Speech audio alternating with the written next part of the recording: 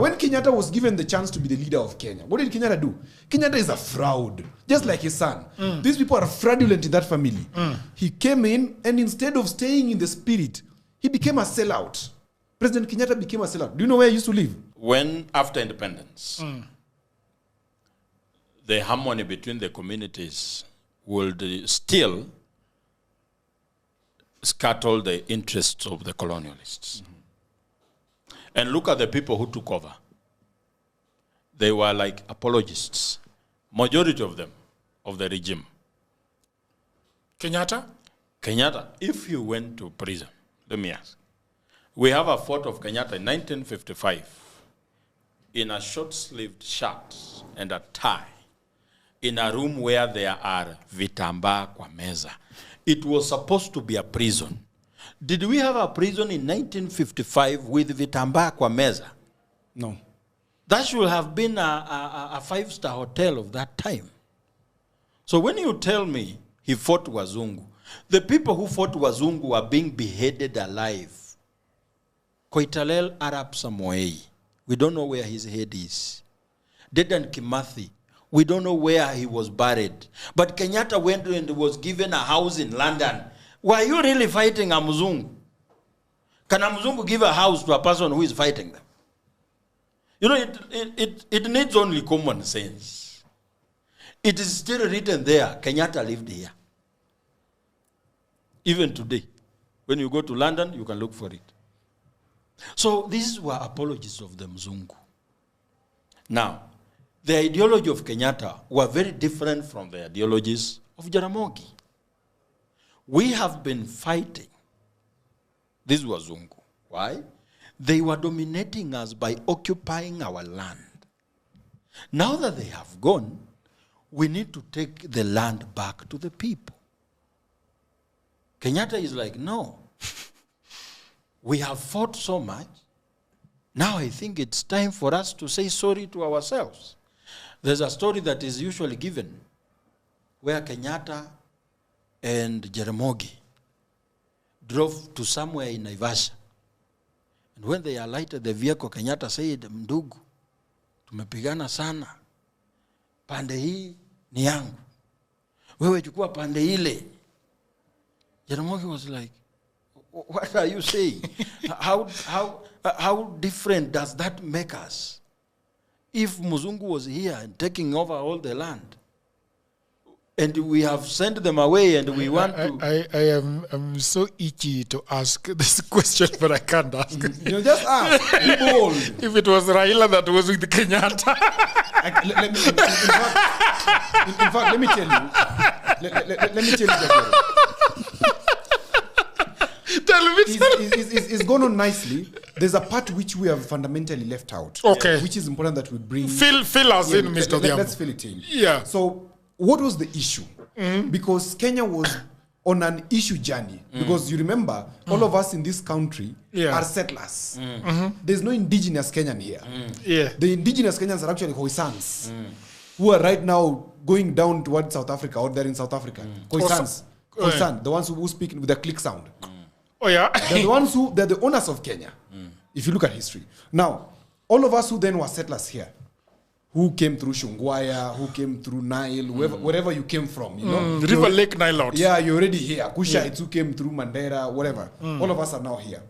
The issue then was that immediately the colonialists, then, that is the evangelists, then set the ground and accepted or then relayed the information back home that, hey, it is ready for occupation when Kenya was being declared a protectorate in 1901. Okay? We had now Imperial British East African Company. Okay? Coming in as contractors to administer the protectorate of the Queen. It had not become a protectorate first. Yes. They came in as a company. Yes. To take the resources. Yes. The first entrance of the British was not by British government. Yes. It was through a company that he has mentioned. Yes. Imperial British East African Company. Yeah. It actually occupied this place in 1895. It was a parastatal? Because yes. Yeah, it was like... It was a parastatal. Let me ask. Okay. Why would a Briton risk his life building railway from Mombasa to Uganda. To preach the gospel? No. Why? So And rail is not meant to carry human beings. was it a parastatal? Because the East African Company belonged to who? Who are the investors? What was the board? Was it the Look Queen? at it. Was it the Queen? Imperial British East African Company. A British company meant to extract resources from Africans. But you're After not- you have preached to them that But you're not asking my question. Yes. Answering Okay, my question. let me help you. Let me help you. When you go back, because Yes. once you go back and understand, why does the British now start establishing companies to extract? Okay. We were in the religious form of governance before, where the world was centered either in Rome or in Turkey, under Constantine, Alexandria, whoever, who even established something in Alexandria, city in Egypt. Now, when we were moving from religious form of government, to secularism, now we had the Ottoman Empire, if you remember. Then now later, we had the British Empire, which was now establishing its colonies. Which, as I understand, was sort of England, Britain. So there was, Britain, United Kingdom has a number of countries within it. There's Northern Ireland, which is part of it. There's England, and then I think there is the Welsh. The Wales? Wales. Yes, Wales. I think Wales is a country or something. They fall under the United Kingdom. Okay. Now these people wanted to expand their influence beyond, because remember back then democracies were very few. It was just monarchies and absolute monarchies, because we were operating did under we even feudalism. have any democracy at that Yes, time? we had democracy in America, because democracy in America Yeah, was yeah, 1740 something. yeah. So there was a democracy. Yes. Now this British monarchy, which was then headed by a king, because the queen came later, Yes. then decided to expand outside, because they wanted resources to sustain the imperial crown. And they are expanding through this company. They're expanding Yes. through companies. which are basically parastatals because they are owned by the Yes. government. They They're were owned by the crown. parastatals. They're not even owned by the government. They're owned by the state. Remember, there's a difference between the state and the government. Those two are different in Britain. Yeah. The same as Kenya. Just in Kenya, it is a mongrel where the state and the government is one. But in Britain, the state and the government are two different entities. The government is headed by a prime minister, and the state is headed by the king or the queen. So this Imperial British East African Company was a creation of the king that then had to come and exploit resources and take back to Britain to sustain Yes. their population and their influence. Now, once that was done, they came and did something which was very bad.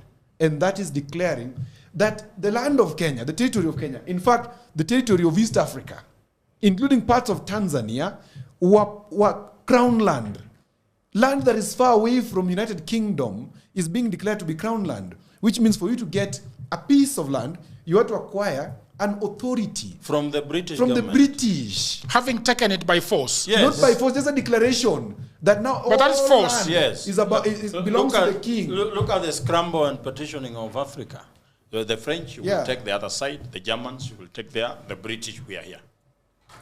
So, as he was explaining about the Imperial British East African Company, and I think Kenya need to understand the history to know where are we. We are basing on nothing, nothing. Tunapiga kelele, tuweni mjaluo, hiyo ni ujinga.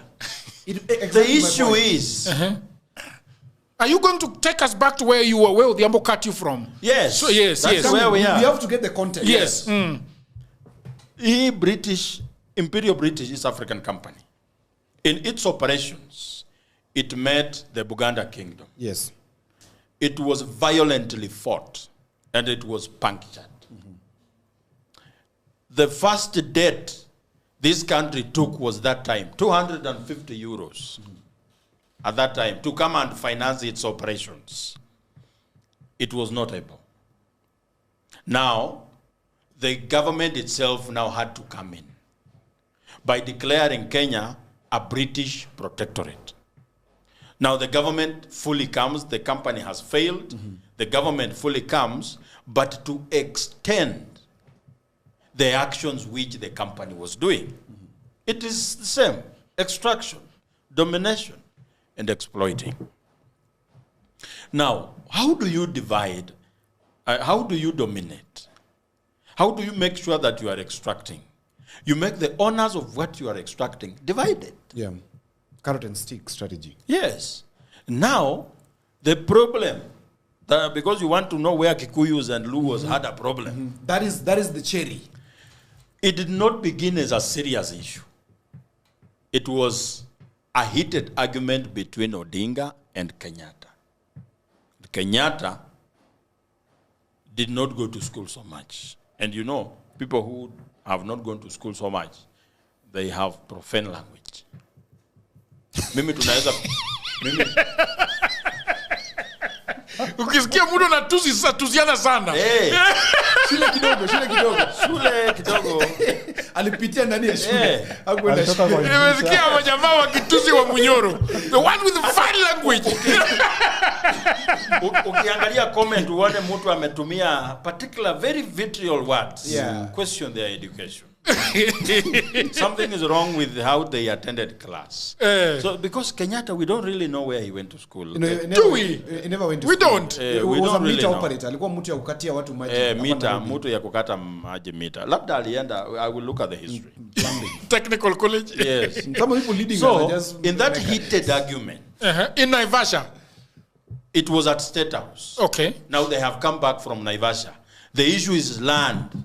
Why do you want to take land and we fought for land? Yeah, your people. We have people who do not have land. Your own people are crying. And you are telling them, willing buyer, willing seller. How are people who have been slaves in their own land going to buy land?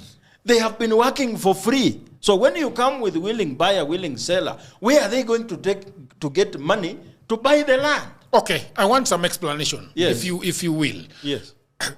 What is the context of willing buyer, willing seller?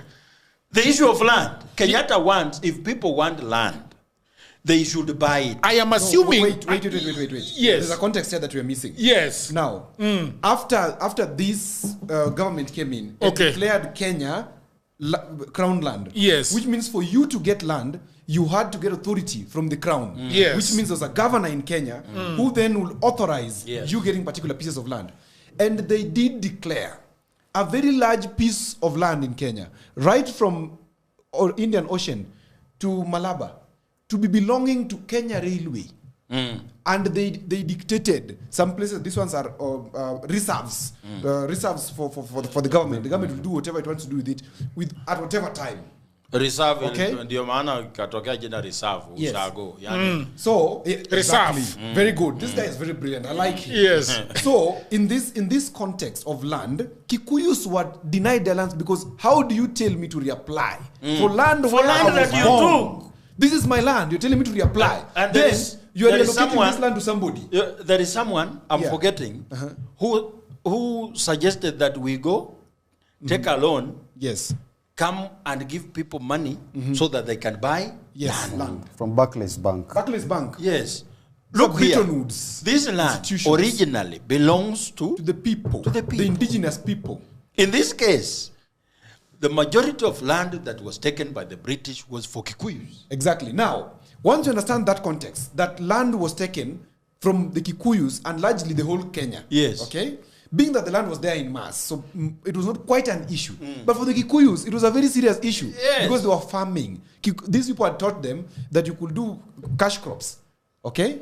But now you want to even enslave me on my own land. You can kill me. You can snatch. You can just wait. For the sake of my audience, I think there is Odhiambo. I thought Odhiambo was going to explain this, but he's not. I want to ask. I want to allow me to land. Yes. Okay, land. He's not landed yet. Okay, land. I agree. I am quite verbose. Yes, but forgive me. Okay, because I'm a teacher. Land very fast. Now let me land.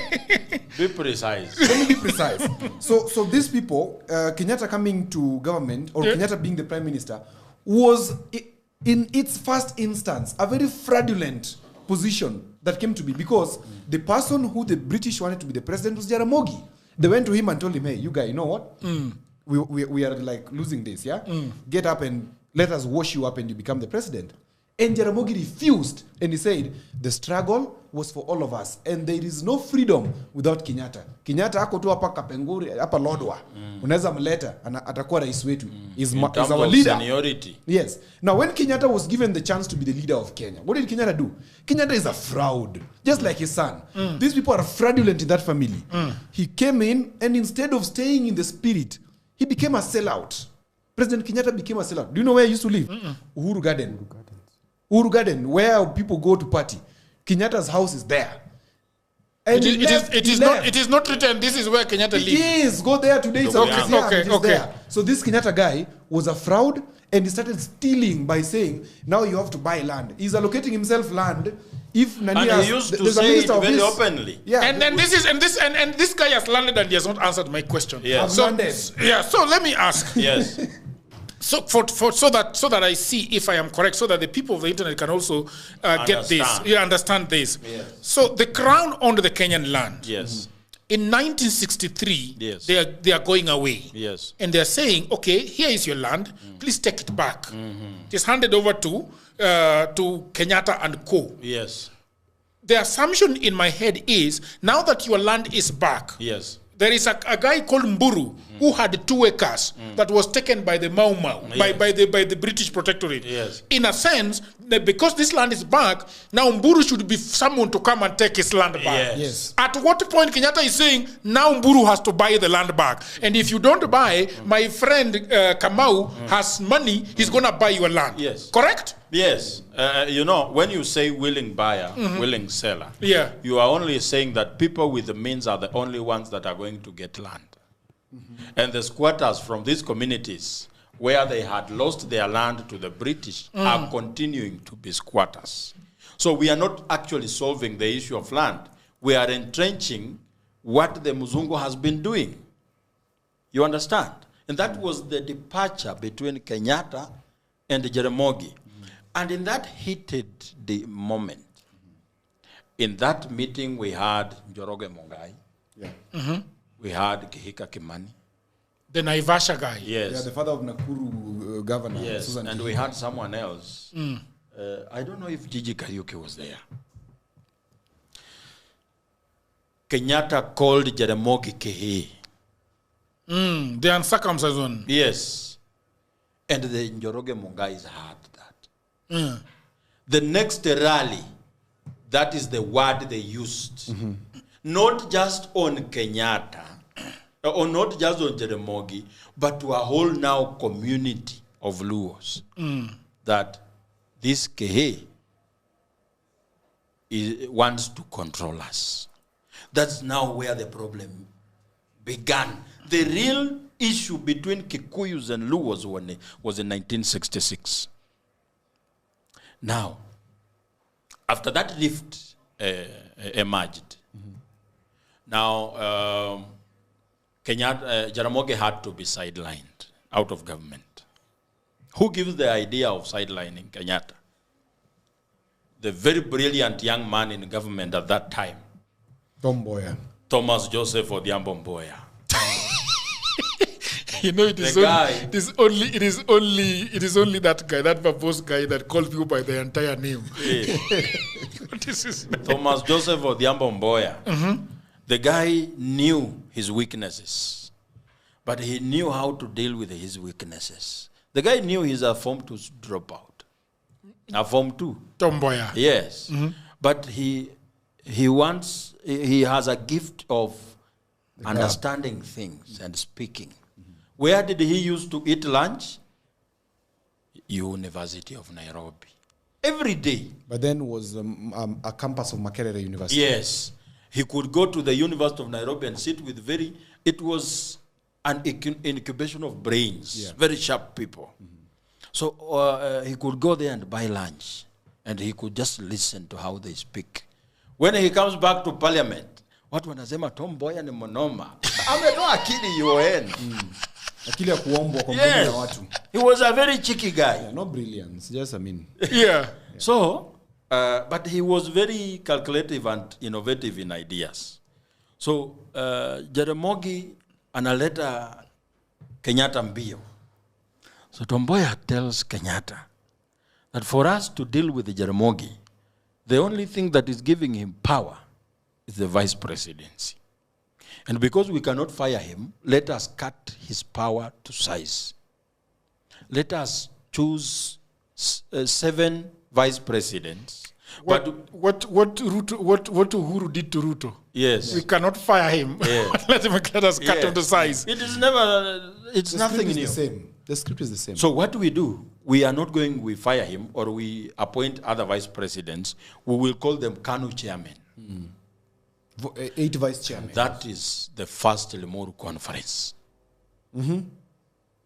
When Jaramogi, they appointed vice chairman, Nyanza, Western, Nairobi.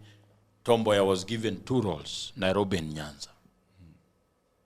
The job Jaramogi used to do was done. What did he do? He resigned by saying what? I cannot be just coming to office and read newspapers. Now, Kenya has taken a drastically different path from issues to community hatred and animosity. Mm-hmm. Now, the profiling has happened. Kikuyus have been told you are the ones who are supposed to be in power, not any other person. Luos have been told you have been played. Mm-hmm. You understand? Now, there is an odd thing that happens in 1969. Yes, after Mboya dies. Now, before that, let us not jump so that people understand. Very important. Let us not jump. Yes. Very important. After Jaramogi resigns, before he resigned, the reason why he resigned, because his only strategist, the person who could help Jaramogi come up with political maneuvering tactics, was Pio Gamapinto. Yeah. What had happened? It was his first assassination. The first political assassination we had in the country was Pio Gamapinto, to make Jaramogi blind, deaf, and mute. Because they had studied his team and said, kwa hii team ya Jaramogi, tukimaliza huyu. Tukimaliza mzee. Jaramogi anawachana na hii mambo. And that's why he resigned. The person helping government to deal with the Jaramogi is Mboya. They are using his brain. So 1969, you know, Mboya is also crafting how to become president. Yeah. Anataka all this confusion ya Wajaluo na Wakikuyu yapite katika. Ni mjanja kabisa. Chuka, do you agree with this in history ya Jaba? I do agree with it. Now, Mboya knows Kenyatta is growing old. And Jaramogi has been... He died 10 years later, 9 years later. Yes. Jaramogi has been fired. And there is this very proud Attorney General here, Charles Njonjo, who loves good English. And Mboya had very good English. No, he now goes to Charles Njonjo and convinces him that we want to make a new law, that in case of the death of the president, the person to take over is the Secretary General of the ruling party. Who is the Secretary General? Who is the Secretary General? Mboya. Mboya. So who wants to be president? Mboya. Unaona akili? Unajua, ukiwa mwerevu peke yako na watu wengine ni wajinga, it's very dangerous. Very. Because they know they cannot compete with the logic. Yours is always superior. Yeah. How do they deal with you? To silence you completely. So after, there is an instance, I don't know if this is true, Jaramogi went to Tom and told him, ndugu yangu, when they are done with me, you are next. So please, we are brothers, usiende your direction. But kuna hii kapride ya kusema, I am the person who should take over. After now dealing with Jaramogi, now the only problem they are left with is Tom. Tom was shot on a Saturday afternoon. Tom went to Ethiopia. There was an OAU meeting in Ethiopia. And Tom, I think, had presented something very beautiful. And the people who were around the president, who had gotten the word that Tom was actually planning this takeover you're talking about, then were very aware that the next person to deal with was Tom. And they hired, was it called Mboya or who? No. What was his name? The gentleman who shot Mboya. Was it? Jenga. Yes. And immediately Mboya landed Jagero. He landed and went straight to the street where he was shot. I think it's the place where it's called a chemist. Yes, there was Nairobi chemist. Nairobi chemist. Yes. And as he was taking the drug, I think he had not even reached home. Listen. Yeah. Once he bought the drug, he had parked his Mercedes across the road. So he was crossing the road back to his vehicle to go back home. Across the road, that was where he was shot 3 times in the chest. And the calculation is very well. The person to kill Tom Mboya should be a Kikuyu. Yes. To further widen the rift. After that, the oath thing is taken, and Kikuyus were forced to take oath. An oath, yeah. They were forced. If you are not agreeable to the idea of taking an oath, unawawa. So we cannot blame it that Kikuyus willingly went and take an oath and say Luos should never take power. They were compelled into it. It was engineered by very greedy people among that community that wanted to safeguard power to themselves. There was an oath that the Luos should not take power. Yes. Not even Luos. It was not to cross River Chania. Yeah. To Nyeri. Kibaki was not even supposed to become president. You know River Chania? Haifai kupita huko. Chania River. Yes. Unaelewa? It was not just Kikuyus or Luos. Even among the Kikuyus, among the Kikuyus, we had the Kiambu clique. They wanted to just remain it there. Even the Kenyatta ifai kutoa president. Kenyatta Nyeri, no. Nyeri hizo huko ni wapi? Meru, no. Ni hapa. Sisi ndo tunafaa kutoa president. And people were massacred for it. Even Kikuyus were killed for not agreeing to take an oath.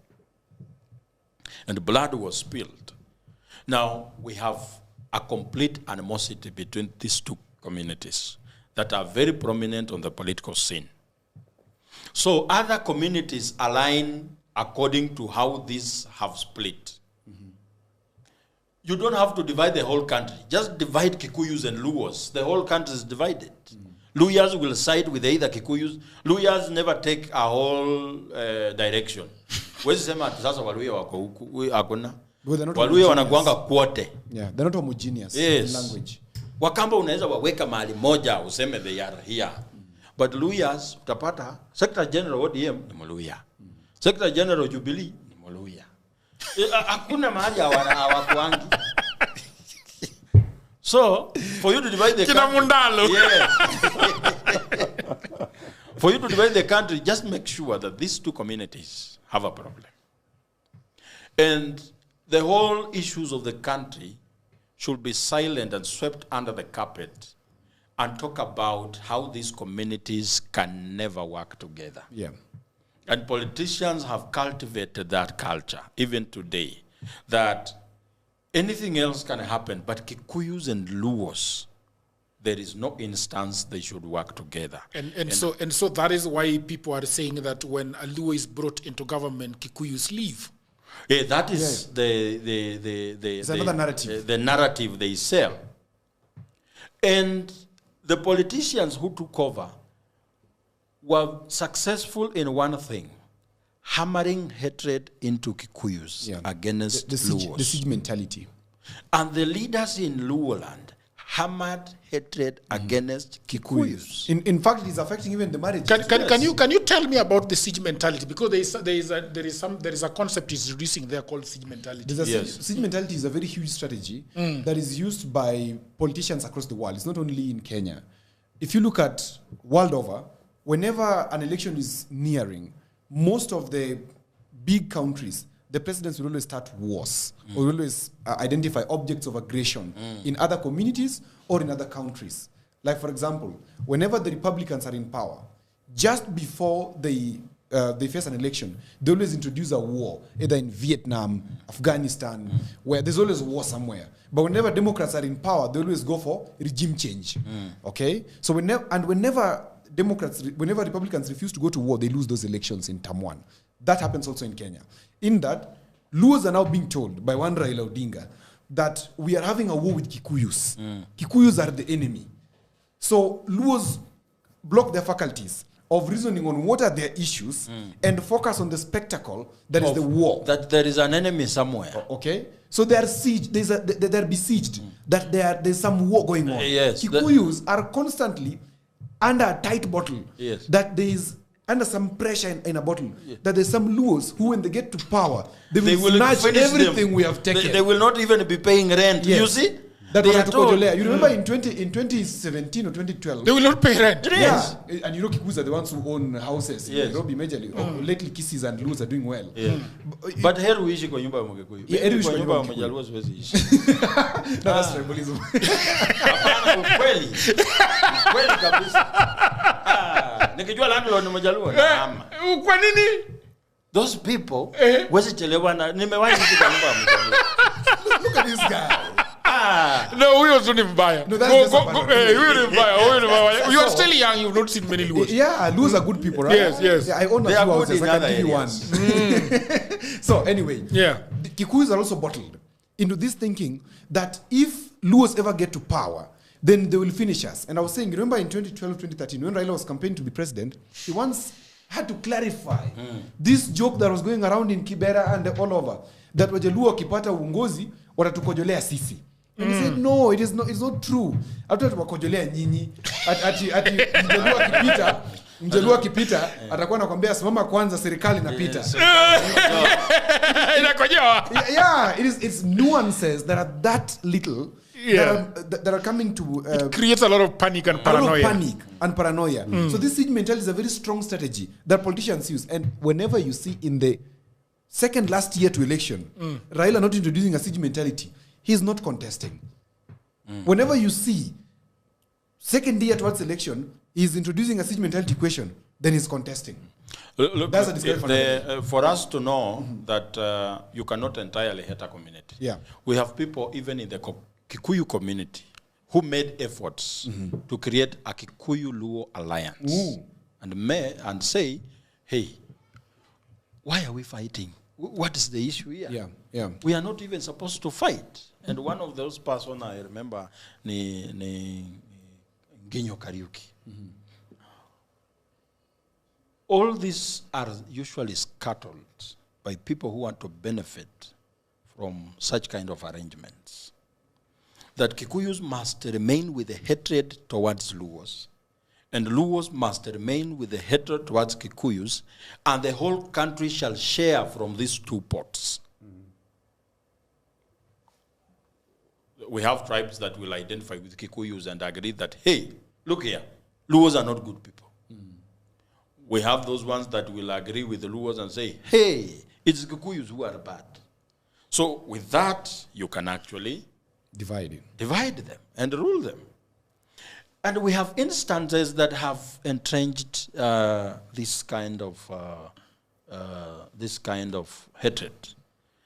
And this hatred became bigger. The only Kikuyu person who attended Tom Mboya's burial was J.M. Kariuki. Ungeonekana hapo na wewe ni Mkikuyu ndugu yangu. Mawe moja ya kichwa yao. The only Kikuyu who attended ni J.M. He was the only person who was given a chance to speak in that funeral.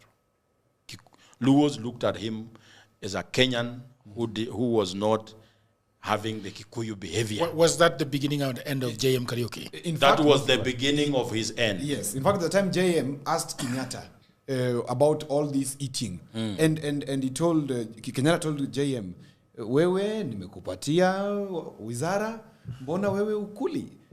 Everybody's eating. Why are you not eating? You know, Kenyatta never used to hide. Yeah. He was a very brutal. Wewe kama hutaki mimi nachukua. Yeah. Na anachukua. Asi ati anajifanya ati mimi sichukui. He tells you. And you're right. People who are very lowly educated have very crass language. Yeah, very crass language. Yes. True. So he tells Kumanina zako ni Kenyatta. Yeah, you remember you're talking about that. Ningekusiaga siaga. Look at how he talked to Jaramogi at Russia hospital. The Russia hospital incident. Look at this. Tom Mboya has just died. Yeah. It's less than 3 months. The community is still wounded. The community is still wounded and the tension is still high. Then someone advises the president to go and open a hospital in Kondele. In Kondele. A hospital that was also the hospital that had also raised political tensions. Because the hospital was also constructed with By money Russia. that was obtained from the Russians. And Kenyatta was all along suspecting Jaramogi for colluding with the Russians to throw communism. him out of power. Yes. So look at Who invited him to go and open this hospital, by the way? the people in There was a government. political Yeah, the advisor. government, of course, because it's the order. The people in government, people close to Kenyatta. And that's why I don't like the Njoroge Mungais and the Kihika Kimanis. Those are the people who messed this country up. True. Very true. Even Jonjo was not a good person. Ilibidi Raila aenda amlecture kidogo. There is a time, this tribal vitriol. He said he cannot shake the hand of a Luo. He will get cholera.